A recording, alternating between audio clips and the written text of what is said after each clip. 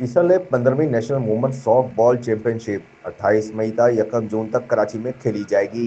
5 روزہ ایونٹ کی میزبانی سندھ سافٹ بال ایسوسی ایشن کرے گی۔ چیمپئن شپ میں پاکستان آرمی، وابڈا، higher education commission, Pakistan police, Punjab, Balochistan, Khyber Pakhtunkhwa اور سندھ کی وومن سافٹ بال ٹیموں کو شرکت کی دعوت دی گئی ہے۔ Soft ball federation of Pakistan کے صدر آصف عظیم کی زیر صدارت منعقدہ ایگزیکٹو کمیٹی کے اجلاس میں فیڈریشن کے پیٹرن رونق اقبال لکھانی، سینئر نائب صدر اور عیسیٰ لیبارٹری کے سی ای او ڈاکٹر فرحان عیسیٰ، چیئرپرسن یاسمین حیدر، نائب صدر تہمینہ آصف، سید وسیم ہاشمی اور ایس ایس اے کے سیکرٹری محمد ذیشان مرچنٹ سمیت دیگر ممبران نے شرکت کی۔ ایگزیکٹو کمیٹی نے کراچی کے موسم کی صورتحال کو مد نظر رکھتے ہوئے ایونٹ کو فیلڈ لائٹس میں منعقد کرانے کا فیصلہ کیا۔